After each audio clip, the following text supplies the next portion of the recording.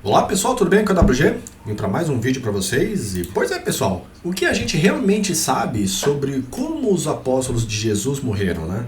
Parece uma pergunta simples, né? Mas a resposta, olha, nos leva por uma viagem fascinante entre textos sagrados, história e tradições que atravessaram séculos, né? Essa é uma frase que a gente ouve muito, né?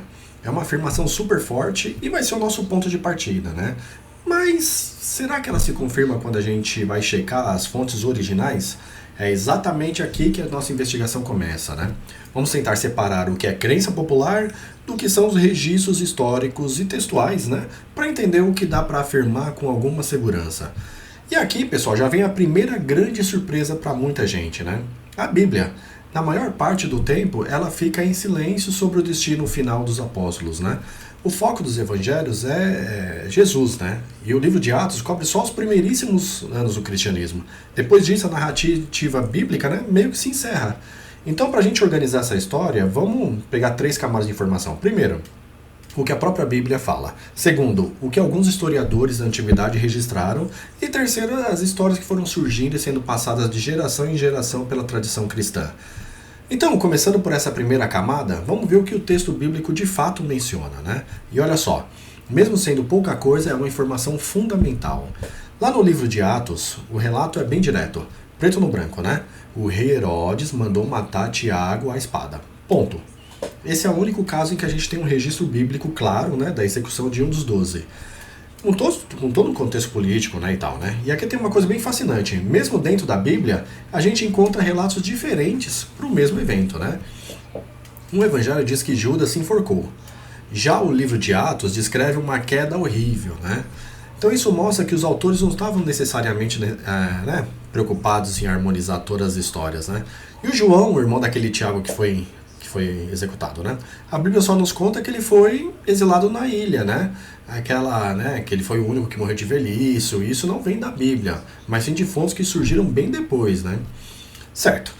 Então, se a Bíblia conta bem pouco, de onde é que vieram todas aquelas histórias dramáticas sobre crucificações em lugares distantes, né? Martírios, com lanças e tudo mais, né?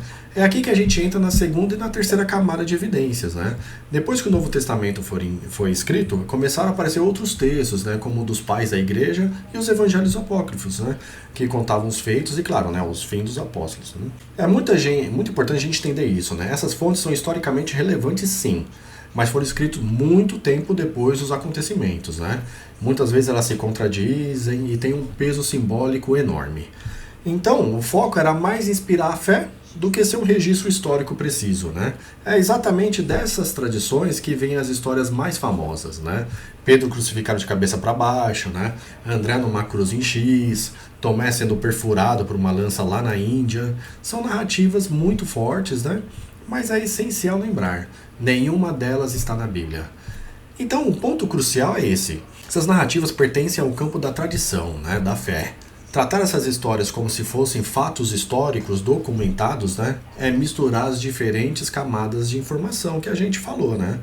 Certo, então agora que a gente passou pelas 3 camadas, vamos juntar as peças aqui e organizar tudo isso, né?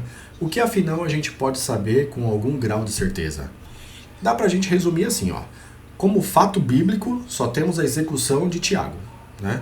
Como uma probabilidade histórica, a gente sabe que eles lideravam um movimento, né, e enfrentaram perseguição. Então, mortes violentas são bem plausíveis, né? Agora, os detalhes específicos dos martírios, isso pertence com certeza à camada da tradição posterior, né? Fazer essa distinção não diminui em nada o significado religioso dessas figuras, né? Na verdade, só traz mais clareza e ajuda a gente a entender também como as histórias e a identidade de um grupo são construídas com o tempo. O problema aparece quando a tradição é contada com o peso de um fato histórico, né? De algo irrefutável, né? Então, para a gente fechar e fazer um resumo aqui, pessoal, a Bíblia confirma a morte de um apóstolo, Tiago, né?